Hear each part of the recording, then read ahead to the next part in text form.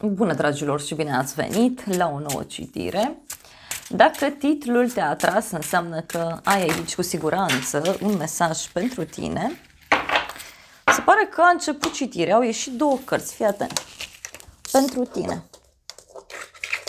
Da, pentru tine. Ia uite, avem 7 de cupe, 8 de spade. O persoană total blocată aici. Cineva care, nu știu, nu vede lucrurile clar. E o persoană care își imaginează, o persoană care se simte blocată. Poate discutăm și despre un moment în care tu nu vezi lucrurile clar, dintr-un anumit punct de vedere. Hai să vedem mai departe.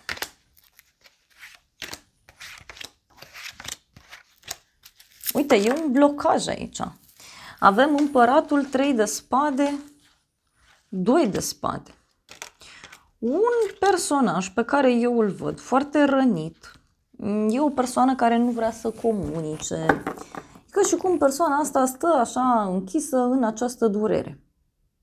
Este vorba și despre un personaj foarte stăpân pe sine. E cineva care impune de regulă anumite legi, da? Poate e cineva care face regulile vieții tale, dar pentru alții simt eu aici că e ceva ce are legătură și cu un personaj foarte stabil, foarte sigur pe el. Împăratul ăsta poate să însemne și o conexiune cu o persoană foarte dură, dar poate să însemne și o perioadă a vieții tale în care te concentrezi foarte mult pe ideea de reguli. Da? Pentru tine spuneam eu că avem un 7 de cupe și 8 de spade.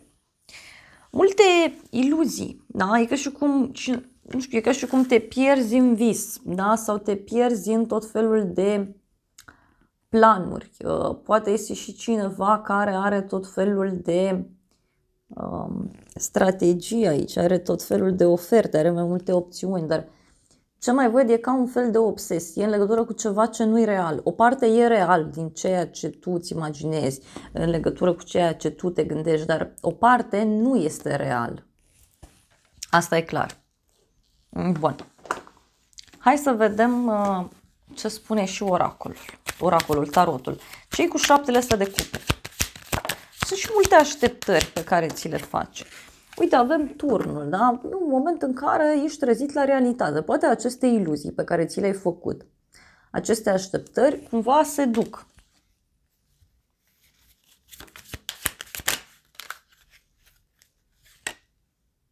Regina de cupe, o legătură cu o zodie de apă, rac, scorpion sau pești. Poate să fie și un moment în care vrei să-ți lași emoțiile să iasă la suprafață. Dar pentru alții, ce simt eu aici să vă transmit, e faptul că vă aflați într-un moment în care vă doriți foarte mult să vă liniștiți, vă doriți foarte mult să aveți parte de liniște și uite, avem 9 de spade. Deci e ca și cum te stresezi aici pentru problemele altora. Poate să fie și asta.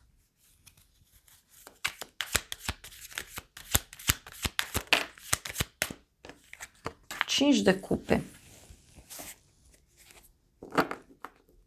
Poate te stresezi în legătură cu cineva care are niște regrete sau poate tu ai niște regrete în legătură cu ceva ce ai făcut, în legătură cu ceva ce ai crezut.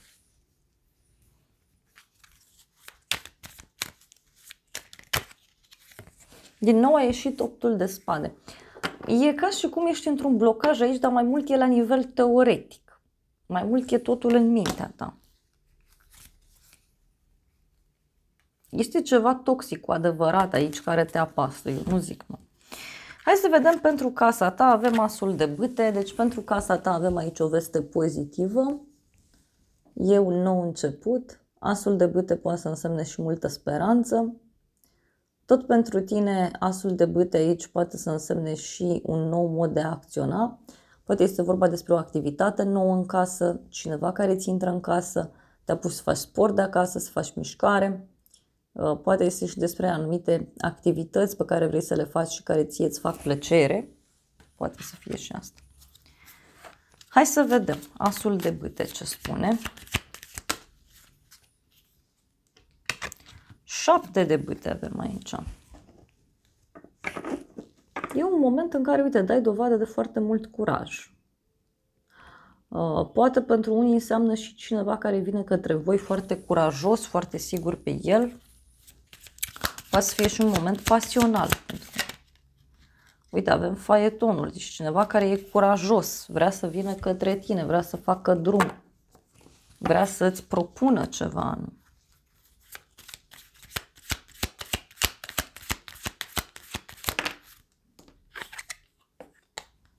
7 de monede mai avem.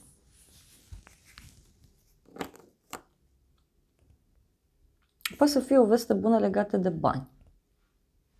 Poate să fie și asta. În curând, ce văd aici? 2 de cupe. În curând o întâlnire cu o persoană dragă ție. O întâlnire de la suflet la suflet, o discuție de la inimă la inimă. Poate să fie și o întâlnire de dragoste, o întâlnire fizică sau poate să fie așa doar la nivel de emoție. Hai să vedem. În curând. 2 de cupe, 2 de monede. Cineva care nu știe cum să te înveselească, cineva care nu știe cum anume să se apropie de tine, să se vadă cu tine.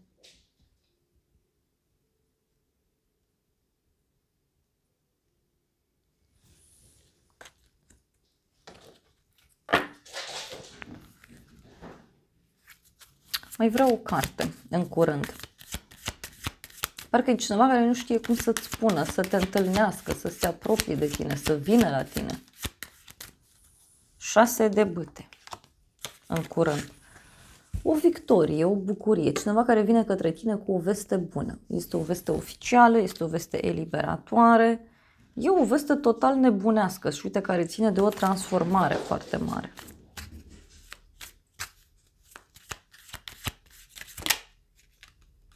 Asul de monede, deci e despre o ofertă, e despre o propunere, e despre ceva stabil aici care se petrece. În viitor, da, motanul meu aleargă singur prin casă, se joacă, țipă. Hai, Lord! Lord! E posibil să vină, a intrat în cameră, să sperăm. În viitor, judecata, deci ce simt eu aici e că se face dreptate sau poate să însemne că te revezi cu cineva. O veste mare, o veste importantă care are o influență asupra unui grup mai mare de oameni. Hai să vedem în viitor. Marele preot. Poate e cineva din jurul tău, poate e un părinte, da? Cineva în care tu ai încredere, este o persoană pe care o respecti foarte mult și acest personaj îți poate da o veste mare. Dar este și o decizie foarte puternică a cuiva. Uite, avem un rege de spade, 10 de spade, 7 de spade. Deci, totuși vede aici și un dușman ascuns sau o persoană care primește o pedeapsă.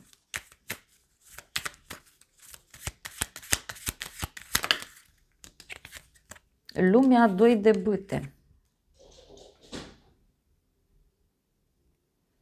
E o eliberare și un plan pe termen lung, dar poate să fie cineva care îți propune să fii în lumea sa, cineva care îți propune să fii alături de el sau de ea pe un termen foarte lung, că aici sunt planuri pe un termen lung, sunt planuri de a merge împreună în aceeași lume, în aceeași situație. Da? Deci apar și astfel de lucruri.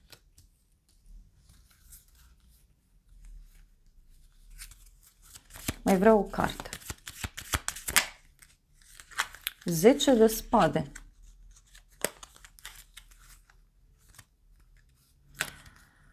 Mai văd pe cineva care suferă, este o persoană care nu mai are speranță de viață, cineva care e într-o noapte a minții, poate cineva care este pus la pământ și atunci persoana aceasta este salvată sau poate să însemne și un sfârșit aici foarte puternic.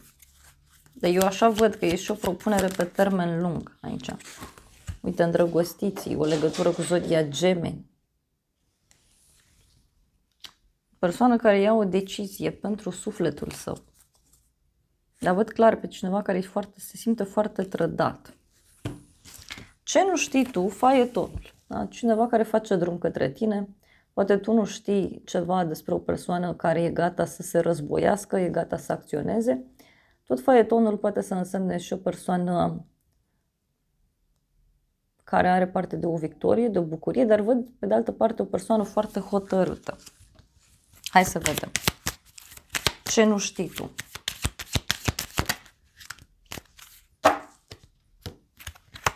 Cavalerul de spade, regele de spade. O legătură cu o zodie de aer. Gemeni, balanță, vărsător.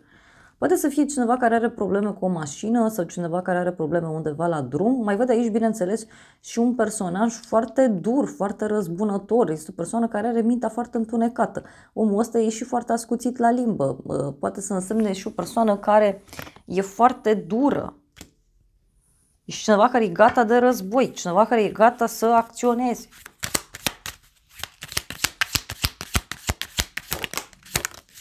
Aoleu, și mai este și regina de spade și împărăteasa, o legătură cu o zodie de pământ mai avem. Taur sau mai avem o altă zodie de aer, balanță. Deci, dragilor, ce nu știți voi aici, e o problemă mare pe care cineva o are cu o haină de stat, cu o instituție, cu ceva.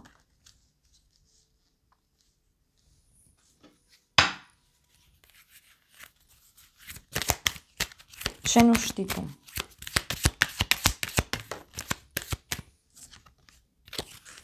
Trei de cupe, o bucurie mică.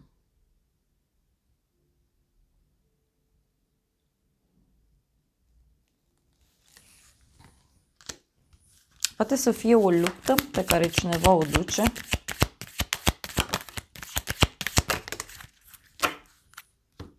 Și avem așa. Marea preoteasă, regele de monede. O legătură cu o zodie de pământ. Taur, Fecioară, Capricorn. Cineva care știe niște secrete aici legate de bani.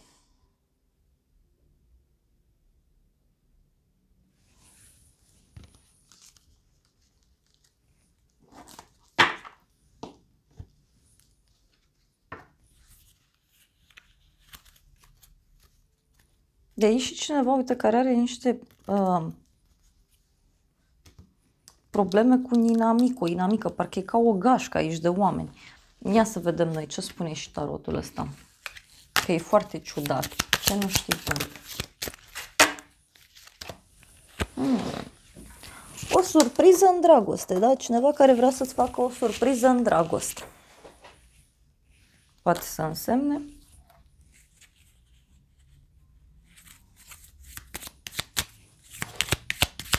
Ce nu știi tu totuși cu faetonul ăsta? Că miroase ceva ce se pregătește. Uite, avem dreptatea. Poate undeva în jurul tău s-a făcut dreptate. Da? Undeva în jurul tău s-a aflat ceva anume.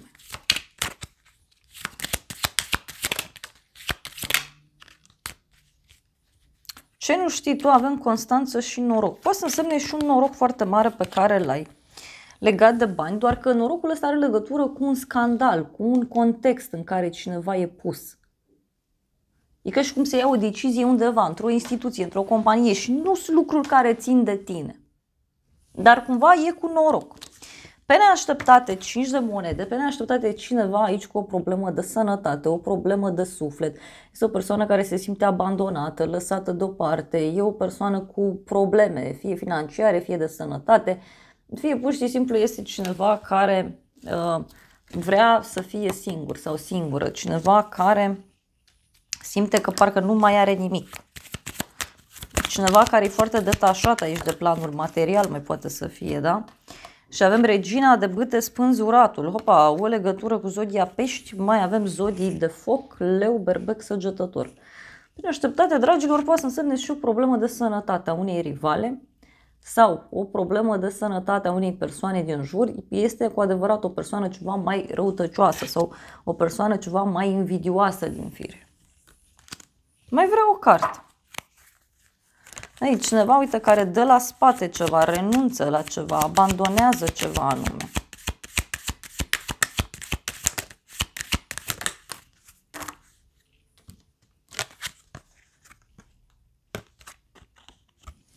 Și are legătură cu munca. Mai vreau o carte. Dar tot îmi apare boala asta, deci o persoană cu boală. E o persoană cu o problemă, fie o problemă cu o haină de stat, fie o persoană cu o problemă mai mare. Da? Poate cineva care are probleme aici, pe ceva anume. Ce o să te mire? 9 de spade, o persoană foarte stresată. Cineva care se trezește noaptea din somn, cineva care nu doarme bine. Cineva căruia parcă nu-i vine să creadă un anumit lucru. Hai să vedem ce o să te mire.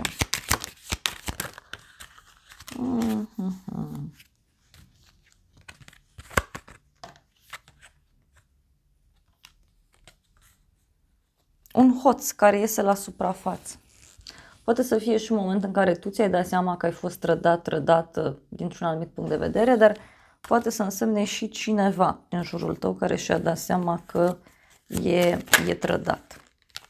Uite, avem banii, da? Deci cineva care a pus mâna pe niște bani sau poate să fie și faptul că cineva aici se simte frustrat, trădat în legătură cu sfera financiară.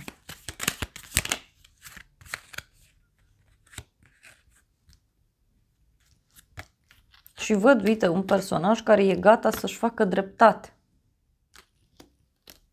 Poate să însemne niște hoți, da? Care sunt dezvăluiți. Și ți se arată cine e hoțul. Ia să vedem ce zice oracolul ăsta. Ce o să te mire pe tine? E un inamic. Da? Cineva care e foarte stresat. E o persoană care e aproape prinsă. Da? Și cineva care nu știe ce să facă. Un inamic, sfârșitul și o bucurie neașteptată. Deci un personaj care e conștient aici că sfârșitul e aproape și foarte stresat sau stresată persoana asta și posibil să reacționeze într-un mod mai impulsiv, într-un mod mai dur.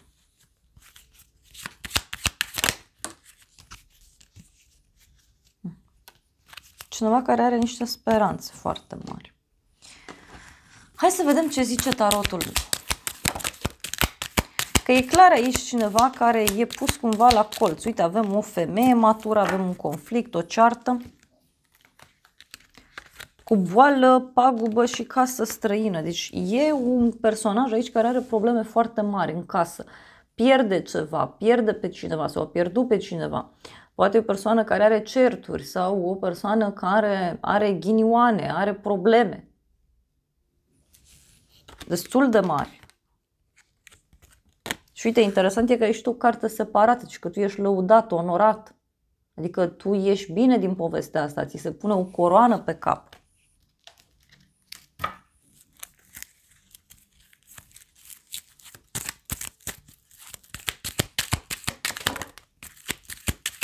Ce o să te mire? Niște piedici cu lacrimi. Cineva care e ca și cum se pune în genunchi aici și zice nu, nu vreau să fac asta. Dar e cineva care, uite, pune piedici cu lacrimi pentru a-și realiza dorințele. Deci parcă e cineva care e în stare de orice, doar că să-și atingă, știu eu, un anumit cel. Da? Cineva e în stare de orice, doar să dețină ceea ce își dorește.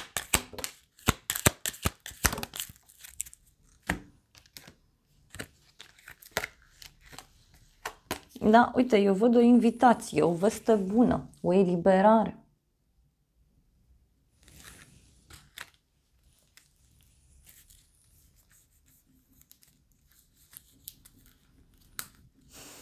Da, uite, văd aici un bărbat matur, uite, cineva care a avut un conflict sau are un conflict, o gelozie, da, are probleme foarte mari și omul ăsta e posibil să-ți propună, da, să vă întâlniți sau să vorbiți.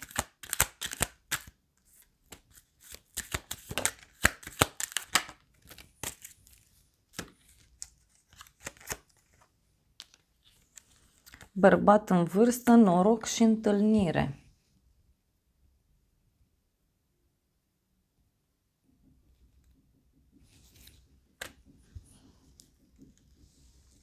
Ia uite, iar e și persoana asta vicleană. Deci mie așa mi se arată că cineva are niște probleme aici. Hai să vedem ce zice oracolul ăsta. Avem o casetă, deci ceva ce se repetă, evenimente care se repetă, dar e și cineva care are, nu, e ca și cum te poartă în gând în continuu, sau o persoană care e obsedată de ceva anume. Uite, e o persoană frustrată, mai văd. Și aici am întrebat eu ce o să te mire, dacă care-i surpriza. Și mi-a ieșit comunicare. Cineva care este interesat, cineva care vrea să vorbiți mai mult, cineva care oferă niște mesaje, apeluri telefonice, e-mail-uri. Și avem chei într-un inel, mai multe opțiuni, decizii, o noapte. Da? Ce o să te mire poate să însemne și cineva care are o aventură. Sau o persoană care își dorește ceva mai mult de atât de la viață.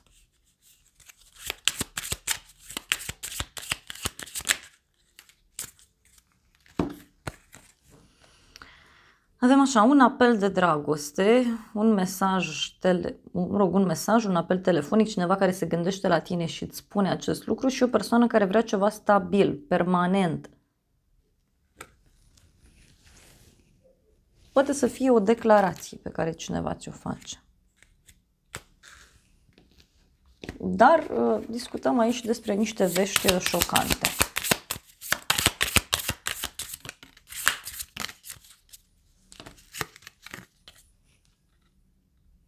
Și că mergi tot înainte, acum e momentul potrivit. Da? Și că renunță la negativitate, zice oracolul. Și ascultă-ți intuiția. Pentru că tu mergi în direcția care trebuie. Hai să vedem ce zice și oracolul meu.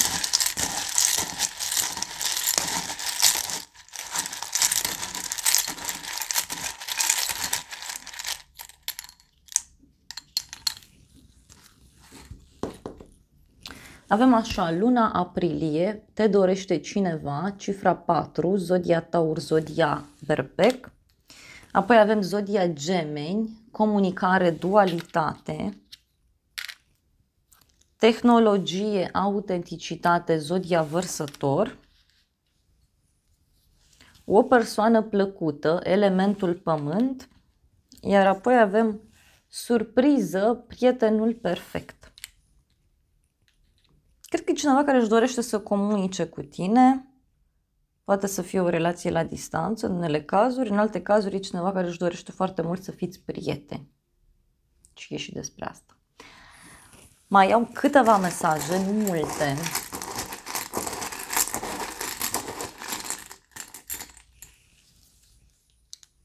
Și avem așa, zodia Berbec, idee nouă, inițiativă. Iar apoi avem întuneric, non-culoarea negru. Și parcă e cineva care își dorește o resetare în viața asta. Apoi avem culoarea albastru, conversație, noutăți, surpriză, planeta Uranus. Deci este clar aici implicat neprevăzutul. Uranus e planeta adevărului, printre altele. Și apoi avem așa, o curiozitate plăcută, zodia Săgetător. Deci cineva aici care vrea să exploreze o altă lume, vrea să exploreze ceva necunoscut, te va surprinde, da, cu aceste vești. Dragilor, acestea au fost previziunile de această dată. Eu îți mulțumesc pentru prezență, te îmbrățișez cu drag. Sper din suflet să-ți fie de folos informațiile și să ne revedem cu bine și data viitoare. Eu îți doresc să ai parte de o zi sau de o seară cât mai frumoasă.